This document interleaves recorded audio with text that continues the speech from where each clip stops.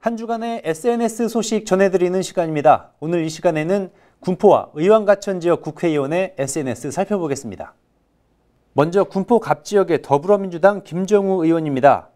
우리 정부가 일본 전범기업의 물품을 10년간 1조 원 가까이 사들였다는 지적하셨습니다. 대체할 수 있는 물품이 있는데 구매 규모가 오히려 증가하고 있다면서 문제를 제기했습니다.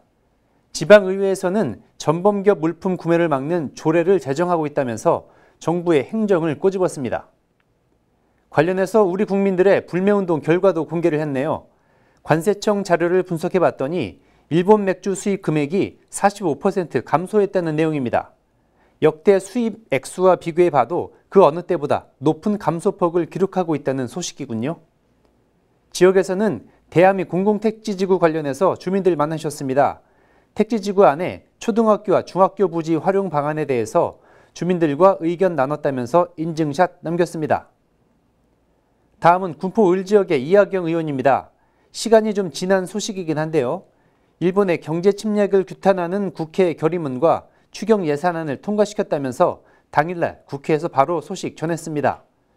어려운 난국을 지혜롭게 돌파해야겠다는 결의도 다졌네요. 아마도 지역구 활동하시다가 발견하셨나 봅니다. 길거리에 설치된 공공양산 보면서 소회를 밝혔습니다.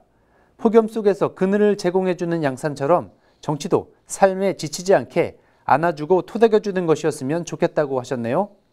마지막으로 의왕과천 지역의 신창현 의원입니다. 최근 5년간 현대차의 리콜이 가장 많았다고 전했습니다.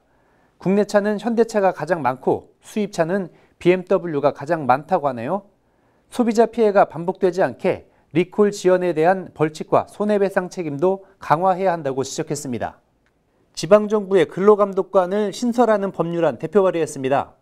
고용노동부에서 근로감독을 모두 담당하다 보니 제대로 위반 여부를 단속할 수 없다면서 소규모 사업장에 대해서는 근로감독 권한을 지자체에 위임하자는 취지라고 하네요.